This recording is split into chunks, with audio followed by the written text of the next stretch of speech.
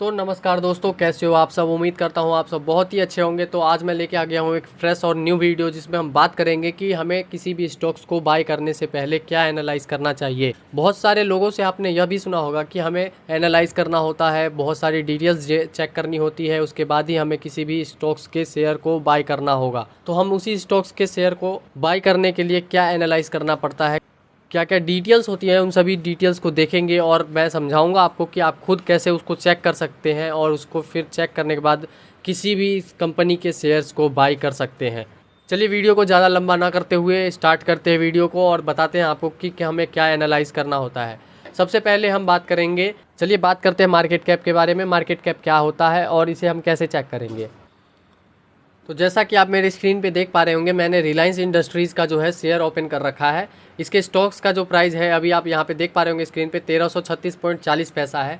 इसी स्टॉक्स के हम एनालाइज करेंगे और बीच बीच में आपको एग्जांपल के लिए और भी कंपनीज़ के शेयर्स को मैं दिखाऊंगा। मार्केट कैप यानी कि जो अमाउंट आप देख पा रहे होंगे 18,08,420 करोड़, यह इतने करोड़ की कंपनी है। अगर किसी को यह कंपनी खरीदनी है तो वह 18,08,420 करोड़ रुपए अमाउंट देगा, यह कंपनी खरीद सकता है। तो उम्मीद करता हूँ आपको मार्केट कैप समझ आ गया होगा। अगला है हमारा पीई रेशियो। पी रेशियो क्या होता है, लेकिन उससे पहले हमें यह जानना है कि ईपीएस क्या होता है, उसके बाद ही आप पीई रेशियो के बारे में समझ पाएंगे। तो चलिए हम पहले आपको ईपीएस के बारे में समझाते हैं। इसका फुल फॉर्म जो होता है अर्निंग पर शेयर। मतलब ऐसे समझो कि आप अगर किसी कंपनी का एक शेयर लेते हो तो कंपनी कितनी कमाती है आपके उस एक शेयर से, तो उसे ही हम ईपीएस कहते हैं।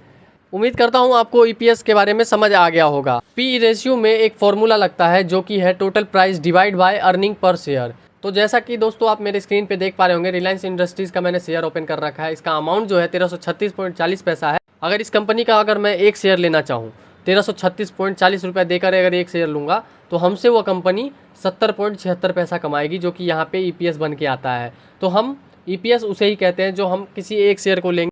अगर हम किसी भी कंपनी का एक शेयर ले तो कंपनी हमसे कितना कमाती है उसे ही हम ईपीएस कहते हैं। अब हमें किसी भी कंपनी का पी रेशियो निकालना हो तो हम पी रेशियो निकालेंगे कैसे। तो हमारे रिलायंस इंडस्ट्रीज़ का जो अमाउंट होगा अभी करंट में, उसको हम डिवाइड करेंगे अपने ईपीएस से, तो हमारा पी रेशियो निकल के आ जाएगा।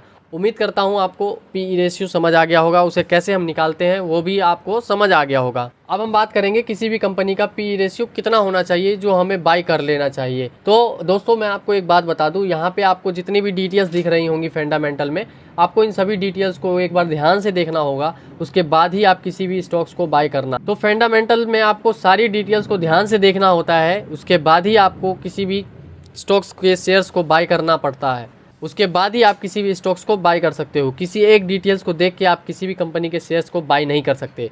अब हम बात करेंगे पी रेशियो के बारे में। अगर हम किसी भी कंपनी के पी रेशियो चेक करें तो मिनिमम कितना होना चाहिए जो हमें बाय करना चाहिए, लेकिन 20 से कम ज़्यादा ही अच्छा माना जाता है, लेकिन 1 2 3 ये ऐसे नंबर हो तो काफ़ी ही ज़्यादा अच्छा होता है।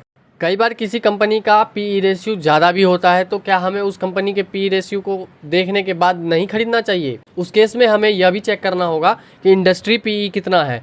कई केस में किसी स्टॉक्स के पी रेशियो ज़्यादा होता है, तो क्या हमें उस पी रेशियो को देखने के बाद नहीं खरीदना चाहिए। नहीं, उस केस में हमें इंडस्ट्री पीई चेक करना होता है। एग्जाम्पल के लिए जैसे मैं आपको टाटा स्टील की ही प्राइस दिखा रहा हूँ, यहाँ पे आप इसका पी रेशियो चेक कर सकते हो, 29.66 पैसा है, और इसका इंडस्ट्री पीई का बात करें तो हम 27.51 पैसा है। यानी कि दोनों का जो अमाउंट है इंडस्ट्री पीई 27.51 और पीई रेशियो जो है 29.66 नज़र आ रहा है। यानी कि इस हिसाब से यह कंपनी काफ़ी ही बेहतरीन साबित हो सकती है। किसी भी प्रकार का अगर आपको कन्फ्यूज़न हो रहा हो तो प्लीज़ कमेंट करके मुझे बताइएगा। बहुत बहुत धन्यवाद। जय हिंद, जय भारत।